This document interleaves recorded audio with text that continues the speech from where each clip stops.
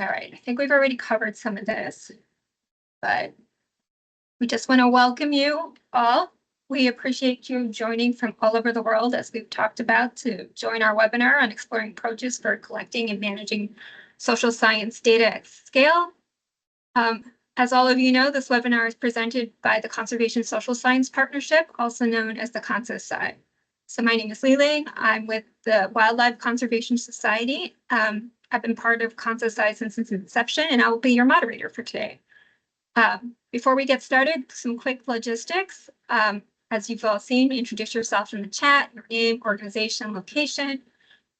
This webinar will be delivered in English, but you can enable automated translated captions throughout the webinar. And we'll, Diane or Charlotte, maybe you can drop the instructions in the chat as well. Yeah. If you have a question, you can ask it in the Q&A panel, or you can just at the top of your screen, or you could just raise your hand after the presentations have ended. And after the webinar, we hope you will complete a short feedback survey because your input is important. These are just additional instructions, so you can use those automated captions. To use the live captions, you need to go to your meeting controls that are at the top of your screen. Select the More option, go to Languages and Speech, and then turn on live captions. And to turn them off, you can just go back to the same place and turn off the live captions. To select the language that you wish your captions to be translated in, you need to go to the right of the captions box, which I think for most people will be at the bottom of your screen, and select Settings. You want to leave the spoken language as English. And that's important because that's what everybody's going to have. So leave it as English, but below the translated to, select the language of your choice to have the translations in.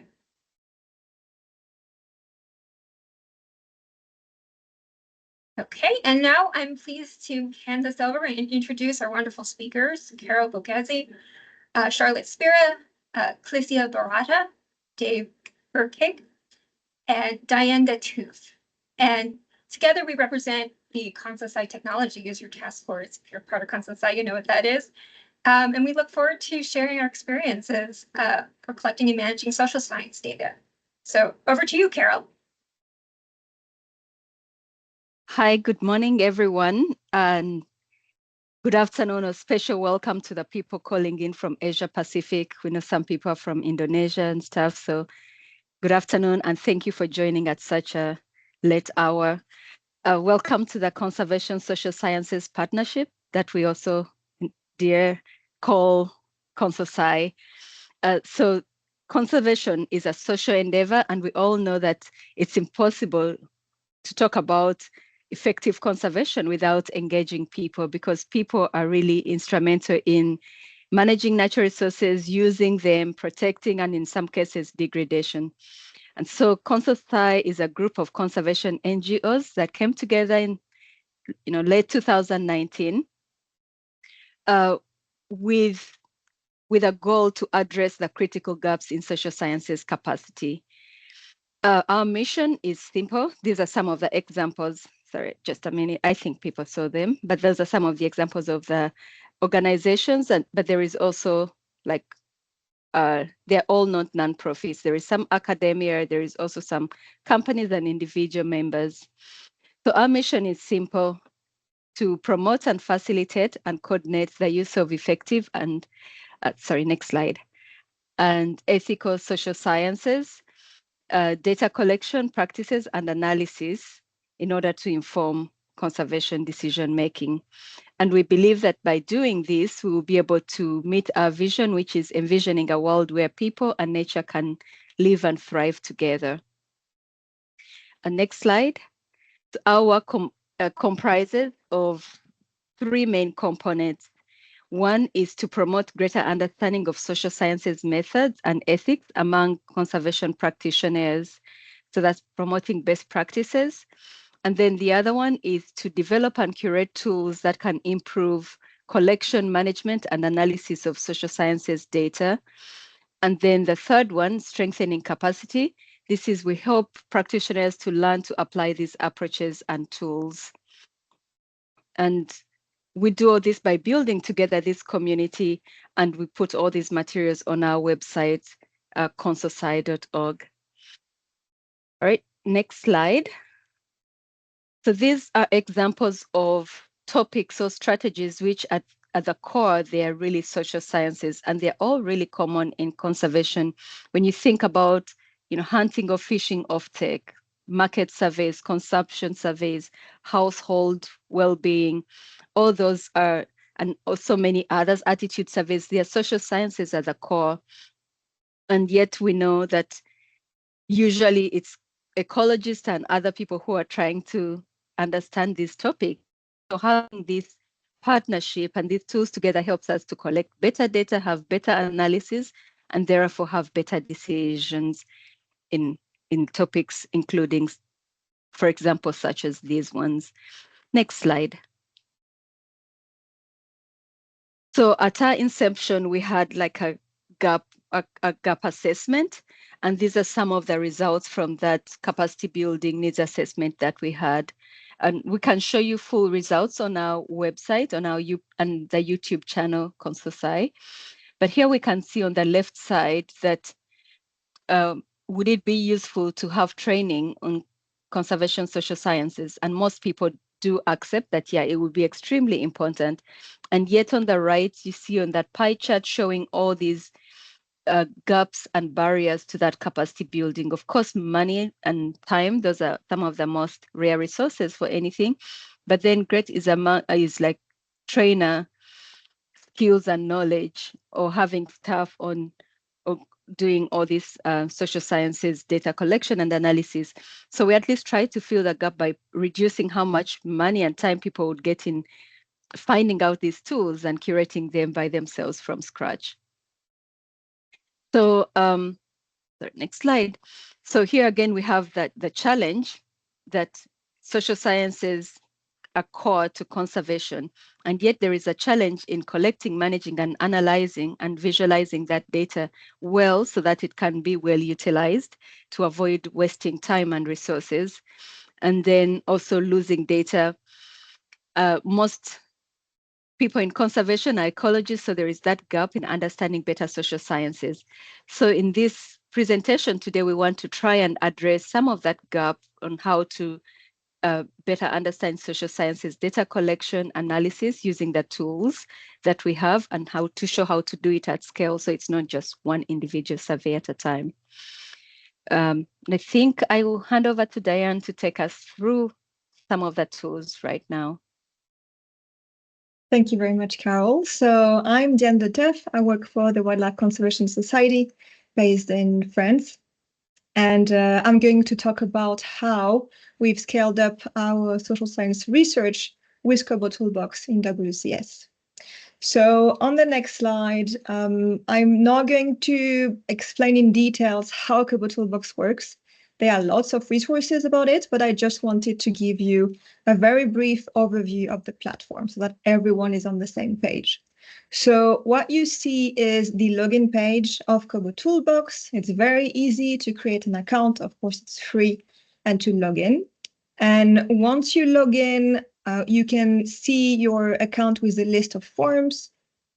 And you see that what's nice about the platform is that they make some announcements. They tell you about the training courses available, and you see all your list of forms, and you can create a new form with the blue button new that is on the top left of the screen.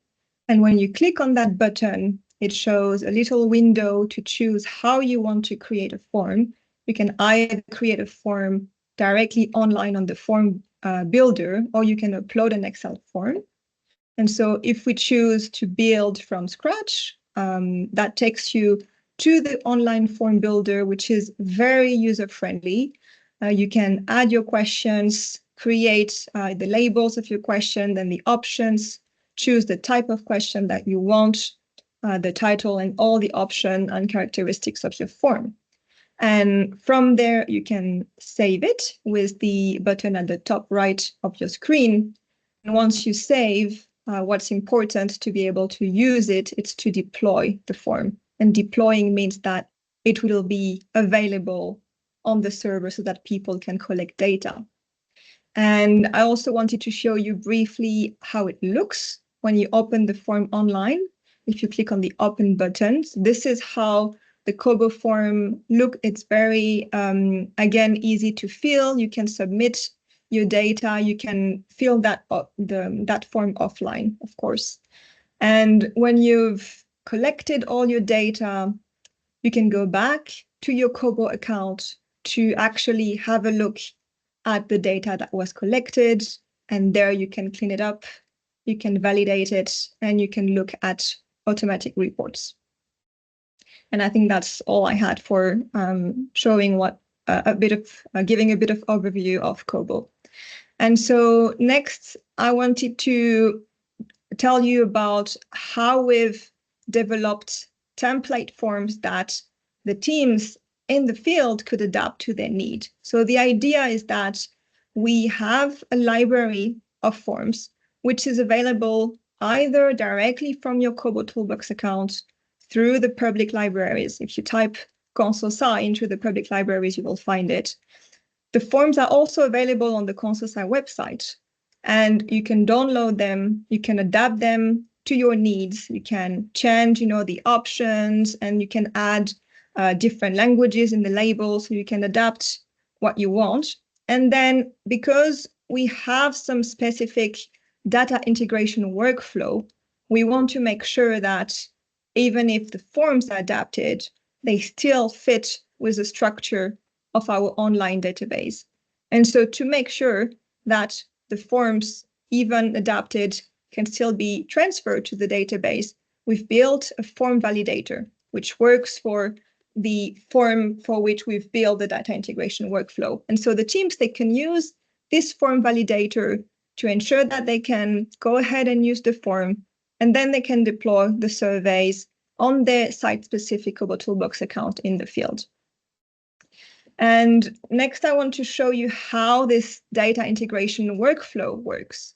So we use KoBoToolbox to collect data into the field.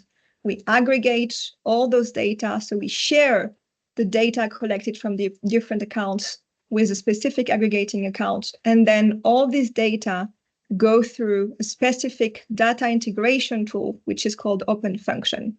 And Open Function is really great because not only it helps us transfer the data from Kobo to an online database, but it also helps with data transformation and just reorganizing the data in all the different tables of our online relational database. And if we dig a bit deeper into the details of that workflow, on the next slide, you see that we have multiple devices collecting data on the same form in the field. They are collected through multiple KoBoToolbox accounts. We have one KoBoToolbox account per landscape where we work, and all those data are shared with one account that we call the aggregating account. And from there, they go through OpenFN. They are being transformed and organized so that they can be sent to a PostgreSQL database. And in this database, we can then run automatic analysis that we can use to display analyzed results on some online dashboard. And so we've used that workflow for the basic necessity survey, for example, in WCS. The BNS is our standard measure of human well-being. We are using it in over 20 of our field programs. And we have the BNS Kobo form template available and adaptable. The team can use the validator to make sure that once they've adapted, the data can be transferred to the database. And we send all the BNS data to the same place, which allows us to have an online dashboard with all the automatic analysis that then people can go and check in real time, and they can download either the analysis in the format of Excel, or they can just download the graphs. And of course, we can add as much analysis as needed in the field. So it is very practical for the teams to have access to this real-time automated analysis. Thank you. And I think I will now hand it over to Dave. Thanks, Diane, and hi, everybody. My name is Dave Verkijk. I'm with African Parks. I head up the business intelligence unit there, which tries to promote database decision making and impact evaluation. And what I'm going to be showing today is a tool similar to KoBoToolbox, but just a different option, which is called Survey123, which is an Esri tool. And I'll just be showing you how it works and how we're using it at African Parks. So on this next slide, you'll see that you do have the option of programming your survey in an XLS, which is nice because with the form library on ConSoSci, you can then build off of those existing and validated templates. And there is a little resource available where you can actually see how surveys built for KoBo can be adapted to the Survey123 interface. But if you do want to have the web design functionality, that's there as well, which works really lovely. You just drag and drop the type of questions that you want, and they'll show in the interface there. And in both options, you have the choice to manipulate, for example, the languages or the way the different values show. But at the back end, you can keep the data structure the same, which is important if you, for example, want to have different sites using the same survey or in different languages. But at the back end, you want the data to be called the same when you're doing your analysis or building your dashboards. On the next slide, you'll just see that when you're doing an XLS, you're effectively just managing two tabs. One has all the questions listed, as well as, for example, showing conditions. So one question may only need to show depending on earlier options selected. And then on the second tab, you have all of the options that you want listed. So on the next slide, you'll see that then once you've fully designed your survey and you're happy with it, you move on to the next tab, which is the Collaborate tab highlighted there. And then what you can do there is you can effectively determine which users can share the survey link or submit responses to the survey. So that would be your data collectors. Then you have the option to determine who can see and share the results of the survey that have come in. And you can actually determine who has rights to edit the survey design itself or edit/validate the data in there. Once you've published a survey, you can go to the next slide, please. You'll see that it'll show up in on mobile phones with the Survey123 app. So on the left side there, you'll see that the African Parks interface, where we have a set of standard surveys that all of the parks utilize. But if for some reason you would want to send the survey out via a link, then people can also submit on their computer or on a desktop. Well, hopefully then the data starts flowing in. And on the next slide, you'll then be able to see that if you move through, there's a tab in Survey123 for data, where you can see all the different responses and you can make any fixes to the data entries that you've had, or you can validate the data or clean records up from there. Once you've done that, it's hopefully time to start analyzing and visualizing your data. And the nice thing about Survey123 and Esri tools is that you have everything in one place. So you can build the dashboards directly off the data that's coming in on the survey. So at African Parks, we use the dashboard functionality a lot, which I have an example of here. So this is our human-wildlife conflict dashboard. So all of our parks use a standard survey to measure human-wildlife conflict, and that data then pushes for that park through to a specific dashboard. I've just blanked out a few of the data points here because of the sensitivity issues, but this is an example from Odzala-Kakua National Park in the Republic of the Congo, and you can see there the light blue dots represent elephant incidents, and the purple dots indicate gorilla incidents. And what, for example, this data is telling us is that clearly on the southwestern border of Odzala-Kakula National Park, there's primarily elephant crop damage, but more on the northern side, there's primarily gorillas that are causing the crop raiding, which obviously for a management team could inform where they prioritize what sort of human-wildlife conflict mitigating interventions. You then have all sorts of options within the dashboards to filter data. So, for example, if we take a closer look at our gorilla data in Odzala-Kakua National Park on the next slide. So here I've just filtered out that on the dashboard that I only want to see the gorilla points. So as you can see, only those purple dots along the northern edge. And then we can, for example, explore what crops they tend to rate. And great apes being great apes, there is not a single incident where bananas or plantains were not involved with our gorillas. Sometimes they take a bite out of some cassava or maize as well. But in this case, our recommendation to the team in Alzala is clearly to prioritize human-wildlife conflict mitigating interventions for gorillas in the north, but then focus on people that are growing banana or plantain there. All right, on the next slide. So this is just an example of African Parks intranet. So you can see that we have a range of standard surveys that we use for different metrics that we want to track, of which human-wildlife conflict is one. And now you can see that we manage 23 parks. But because we're using one single survey design with consistent labeling on the back end, but we're manipulating what languages the survey shows in or what different options are available for specific parks, it actually makes it relatively sustainable and scalable for us to build these dashboards and tools for 23 parks without needing a very heavy team at head office with a large overhead coming with it. So that's the beauty of these technological tools, is that as long as you kind of set it all up with scalability in mind, the design of the dashboards and the rollout of what I think are pretty cool tools is actually something that can scale pretty nicely. And then the last example that I just wanted to show you, so this is just how we have applied human-wildlife conflict survey across multiple parks.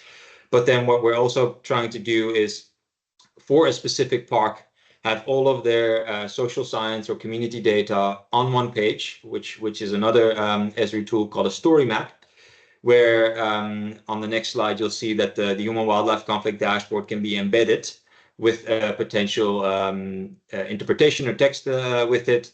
And then we have different other dashboards on there as well, such as on our environmental education efforts, or where we, for example, overlaid the human-wildlife conflict data with the elephant movement data for interpretation. So for your management team, they effectively just need to go to one single page where they can interact with various data points or metrics from their community department. Okay, and then with the next slide, I think I will be handing it over to Klisha, who will be taking us through a comparison of KoBoToolbox and Survey123. Thanks all for listening. Thanks, Dave. So my name is Klisha, and I will talking about a little bit more about the functions of the apps. So here we will focus on how Kobo can be leveraged to scale up data collection. We will not provide too much details on how to use Kobo, but here how to make the best of it for efficient social science research at scale. So next, please. So here you can see an example in practical way how the tools behave building the same form on both platforms, but instead of using Surveys123 web application, we decided to apply this text using the desktop version of ArcGIS Survey123. The desktop version of Survey123 allows the users to build the form without using their internet, offering the following features. So form constructions is by means of an XLX form file included in the software. Preview on different types of device screens and publication of the form, and map and other media configuration. In contrast, KoBoToolbox doesn't offer a version for building in a desktop environment, require the user to be connected to an internet network or build their form using the XLX file. And if the second option is chosen, you will not be possible to identify in real time whether the command commands written in the file have worked as expected, and then will also not be possible to preview the form in different device formats. So in the next, we will see more comparison about these platforms. And so when it comes to efficient data collections tools, both KoBoToolbox and Survey123 offer solutions, but with some notable difference. KoBoToolbox is excellent. Free options allow up to 5,000 submissions per month and 1 gigabyte of storage per account. And it has an intuitive platform and is adapted to specific fields needs such as online and offline user, data security, previous, and multiple language support. And the Survey123 is a paid service, but it offers easy integration with other Azure servers, such as dashboards, and allows you to manage user permissions efficiently, like Kobo. It's also adapted to specific fields needs and offers continuous improvements. And in the next slide, here we see some main characters of each tools. So different operation system. The first box, this slide, so presents the difference between operation system and devices offers by each platform, in which Survey123 makes it possible to create a form via web platform or via the application that you can be downloaded from the Microsoft Store or the ArcGIS website, while the KoBoToolbox software offers the possibility of construction via the web, but doesn't offer an application for desktop user like Survey123. But the second box, you see that with regard to the construction of the form using an XLX file in Survey123, it's possible to access this file through the application and enable the form format to be viewed in real time on both of the mobile and the computer version. While the KoBoToolbox, it is necessary for the user to download the file, but not possible to view the form in a computer. So you need to see on a web platform. So it must upload to the KoBoToolbox web platform to view in form format. And the third boxes, in this case of the access of ArcGIS, the platforms allows the creation of temporary users to access the products, while the KoBoToolbox only allows access to create users. So in Survey's Toolbox, access can be granted to an existing account or by creating temporary users with login and password through the main account, allowing the builder to generate temporary accounts. So Survey123 is a part of Esri ecosystem. As a part of this ecosystem, users can create temporary accounts.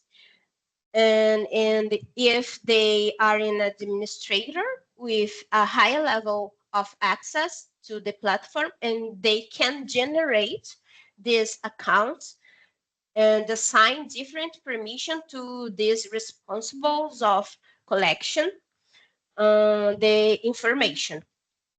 And the KoBoToolbox offer access for forms. It doesn't allow the creation of the temporary accounts.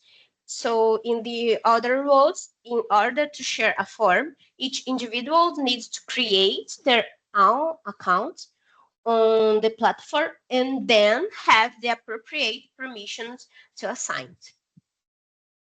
And in the next, you see a workflow.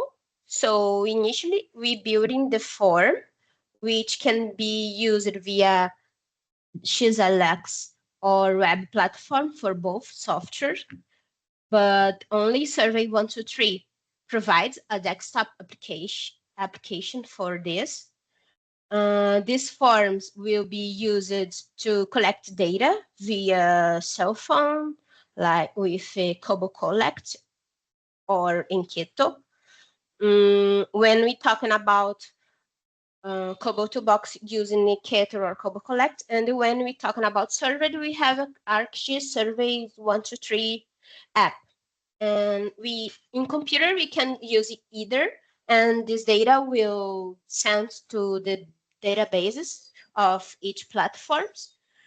And the data received, so in this case, of the KoBoToolbox can be analyzed and processed using Power BI or Excel or FNL, and to build interactive panels or export in XLS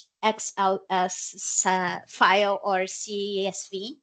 While the data collection with Survey123 is received on the ArcGIS platform, it can be used through the ArcGIS universe, in addition to also being able to connect to Esri platform. So at this point, Charlotte will talk a little about how you can start this journal. Thank you. Thank you, Clisha. So my name is Charlotte. I work for C4 Aircraft and I'm a data analyst for the WildMeat project. So if you're thinking of setting up standard surveys across multiple sites, here's a step-by-step guide on how you can get started.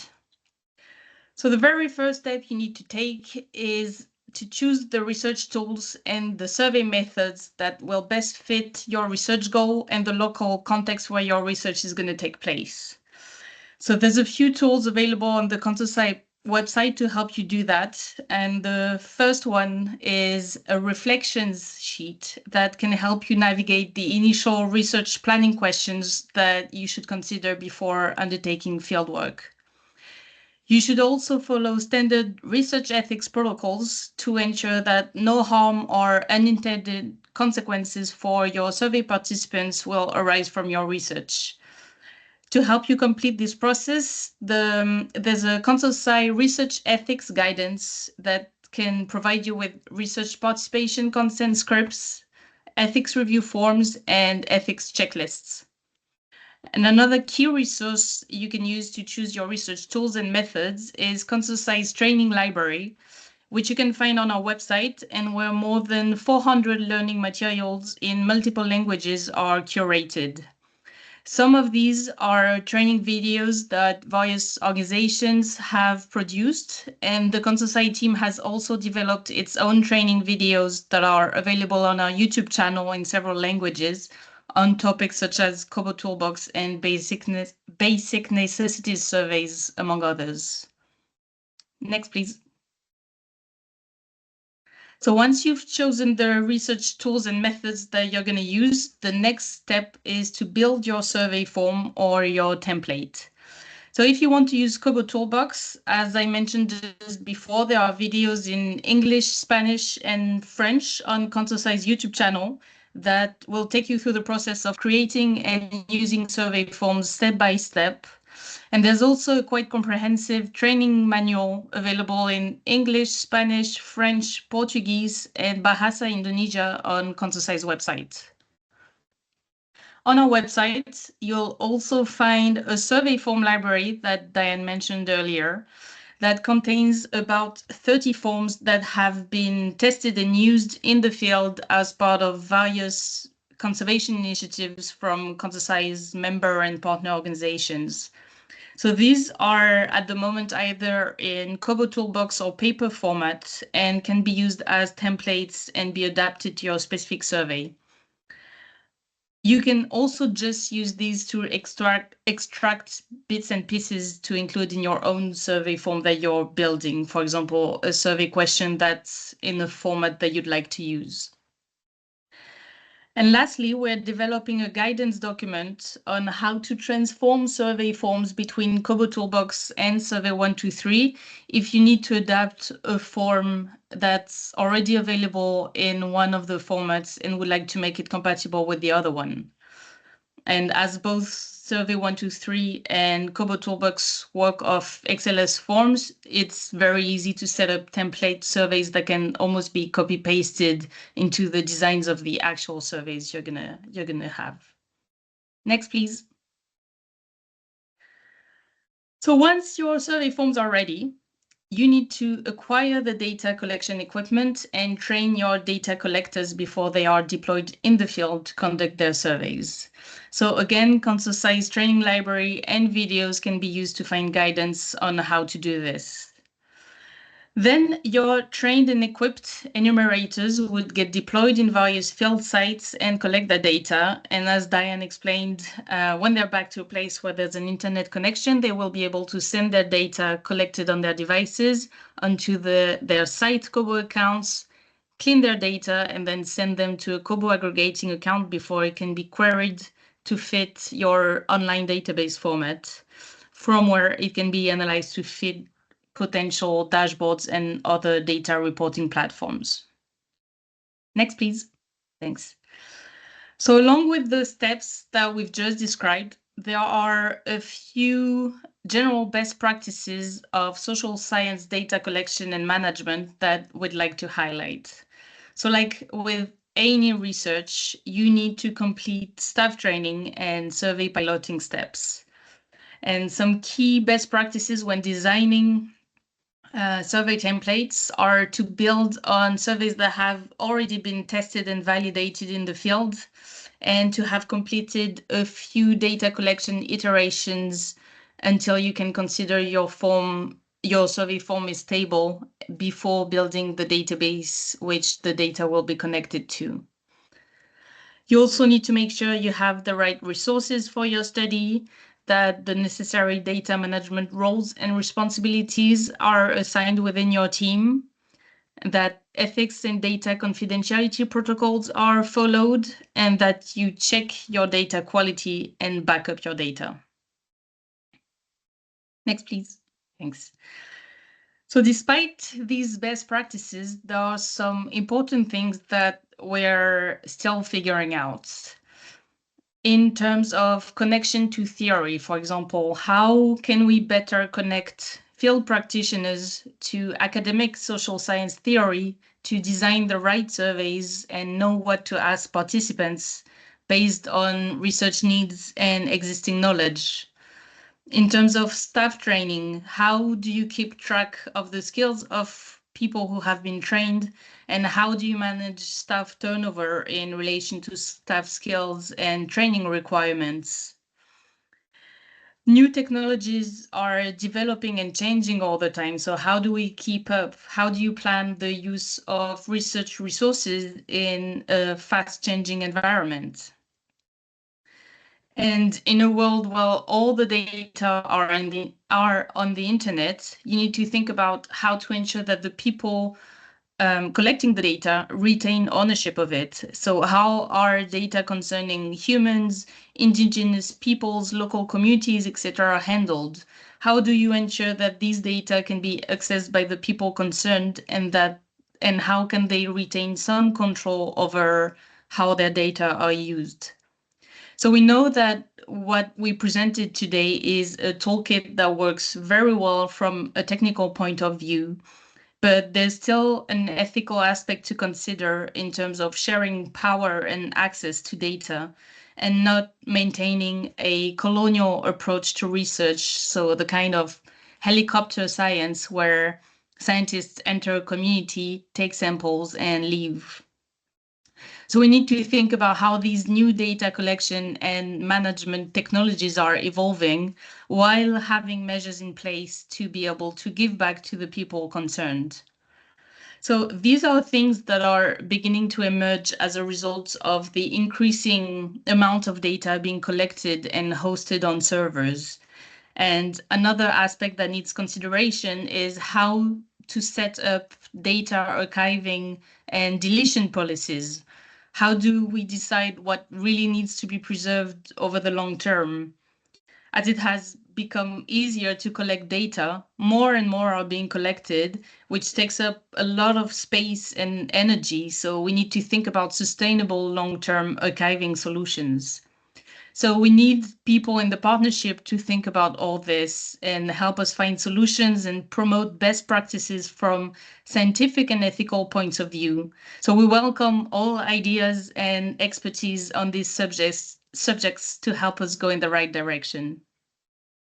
So thank you. That's all for me. And I'll head it over to Diane now. Thank you very much. I just wanted to just give you some very brief arguments on the benefits of standardization in social sciences. So of course, by standardizing your data collection, you can apply best practices at scale. You can ensure that impact measures can be included in the research efforts at the institutional level. You can increase the efficiency of data analysis. We saw this with the examples of KoBo and Survey123. And you can improve comparability across programs and regions. And this is the end of our presentation. Thank you very much for listening so far. We are a bit behind on the time, and I was hoping that we would have a bit more time for questions. But please, if you have questions, can you put them in the Q&A? So there's a Q&A tab next to the chat. So if we don't get to your questions, please make sure to put them in the Q&A so that we can just find a way to answer it. There are some really interesting questions. Maybe we'll keep, I saw, Maria, your question about like storage limits of S3 within WCS. Maybe we can answer that later. And Dave, I don't know if you saw, but there's Emily who mentioned issues with when adding lots of questions, the system became painfully slow. So maybe that's also something you can answer directly in the chat. People have asked, of course, about sharing the slide deck and the webinar recording. Yes, we will share that. And maybe I wanted to take the question of Cassie about the benefit of KoBo versus Microsoft Forms and Google Forms, but please keep adding questions. So KoBo, tools like KoBo and Survey123, they were built to meet the needs of people in the field who needed to collect data in really poor like connectivity issues. And so like KoBo was built initially for humanitarian sector, for example. So you can collect data offline. And this you can't do this with tools like Microsoft Forms or Google Forms. So this is the main advantage. So is there anyone else who would like to ask a few questions? We have like 10 minutes, so. Yeah. Diane, do you want to add also, depending on the organization resources, KoBo can be absolutely free. You may have some limits, but you're able to collect, whereas with these, well, I guess Google, if you have connectivity, but with Microsoft Forms, yes, you need to be part of the 365, which we know is not free. So yes, exactly. So I'm not sure about the limitations of the Microsoft Forms when you are under a Microsoft license, but definitely, I mean, you can use a free plan of KoBo, even though there are limits. I mean, in WCS, we use the free plan. And we are a pretty big organization, so we can manage to, even as a big organization, you can manage to stay within the free plan. So yeah, thank you, Carol, for adding that. So we do have a bunch of questions that were asked in the registration. So maybe if no one has any question now, maybe I can ask Dave to tell us about how to ensure that data collected from local communities truly reflect their perceptions and experiences when various sources of bias might be expected. Yeah, thanks, Diane. Well, I think, with all of us and I assume many of the participants doing social science, I think there's always a inherent risk of bias, whether you do that on paper or using these digital tools.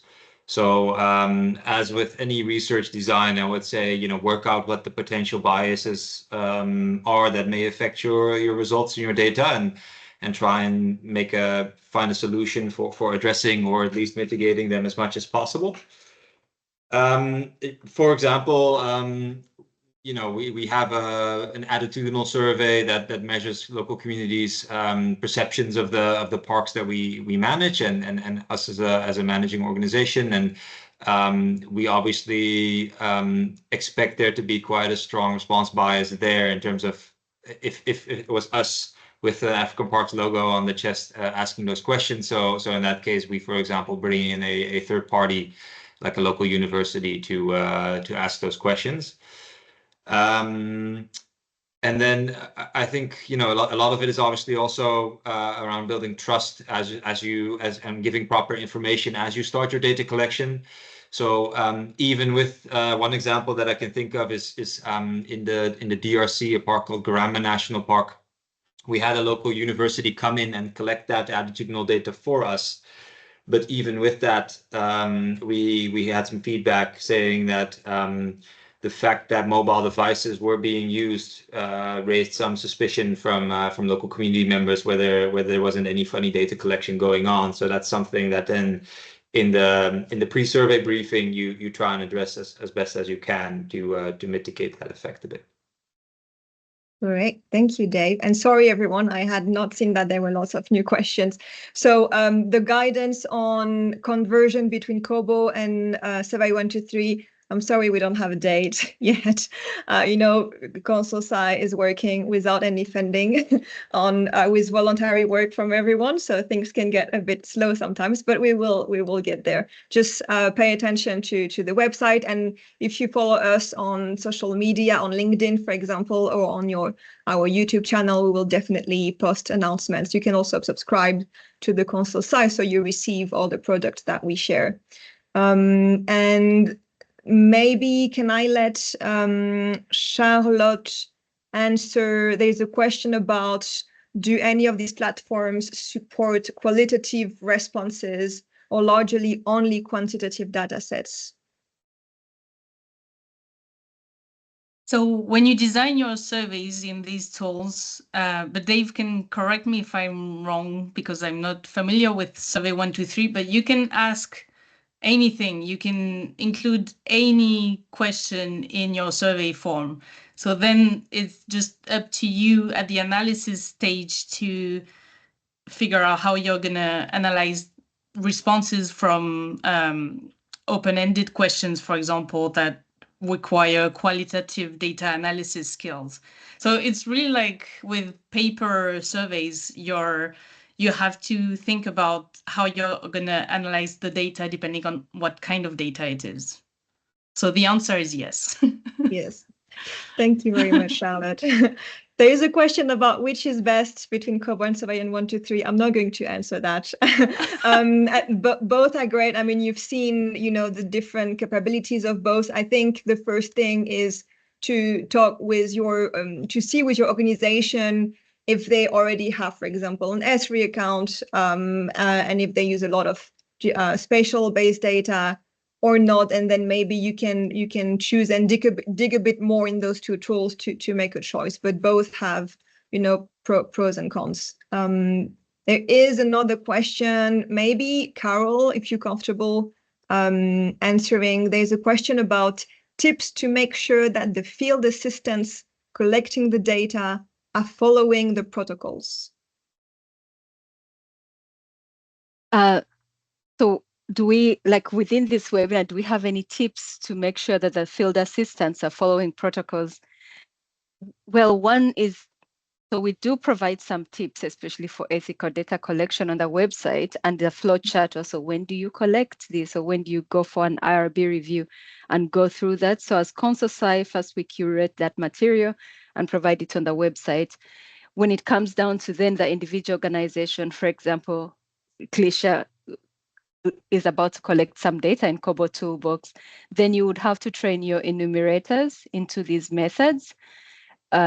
So we provide at least where to start from if you don't know if you don't have training materials on our website, but it comes down to training your enumerators as a program. I think that goes back again to, if you've collected the information, what is the best way to follow up with your community? So while we provide some guidelines on ethical data collection and making sure we are not just being extractive, it then, as we provide that as ConSoSci, so that individuals and organizations can then do that on a program on case-by-case basis. Thank you, Carol. I'm going to give one more question to David. Please be sure, David, because we need to close out quickly. Then Dave. Yeah. Is that David or Dave? Oh, sorry, David. Yeah, you have your hand. There's a number one next to your hand. Yeah. And go ahead, David. This relates to the question about can Kobo and Survey123 deal with qualitative data. And the great thing about electronic data sets and data collection is you can get numeric data, you can get visual data, you can take photographs, you can take video, you can take sound. You can do all those things on a handheld device within Kobo and Survey123. You cannot do that with paper. So it's far, far more flexible, and it's far, far more compelling to be able to use these forms. Yes. Now I'll shut up, Deanne. Thank Bye. you so much, David. Dave, did you want to add anything before we close? I just wanted to add on to what Carol was saying, which I think was a very comprehensive answer to Amit's question. I just wanted to say that, you know, for us, we found it really important to do field trials as you're designing your survey. So you always run into scenarios or interpretations that you hadn't considered before. And then you can obviously design your survey so that you have a few checks and balances that enumerators actively need to click yes on. For example, so have you told the participant about free, prior, and informed consent? You know, have you read out this text? And then they need to click yes before they can proceed to the actual survey. So you can build some small safeguards into your survey design, which we found quite useful. Great, thank you so much, Dave. And there's 2 minutes left. Maybe I'll let Liling share some final words. There was the survey feedback also that she put the link in the chat. There is a question from Erica about consultation. Yes, I'm going to answer to her in the chat because we're a bit out of time. But thanks for asking, Erica. Yeah, I mean, I just want to thank all the presenters for joining us today, and for all of you. We're really excited about the engagement that we've had from all of you on this topic. The more we can work together, the more we can kind of, you know, fine-tune our approaches here and kind of, you know, work our way forward. We'll post it again, but if you could please give us some feedback and fill out the feedback form, that would be fantastic. We will go through the Q&A questions that weren't answered, and we'll send that out as a kind of a post-meeting email along with this recording. Rest of the team, anything else? This was the best webinar I've been to for months. Well done. Oh, thank you. Thank you so much. Thanks, I think everyone. somebody asked about if you know we always need more capacity, so we welcome people attending this webinar. If you want to join ConSoSci as an individual or your organization, you're welcome. Yes, please go on the website. There's a join button. You can join as a subscriber if you don't have much time, or you can join our initiatives and task forces. So yes, we need people. Thank you everyone for joining.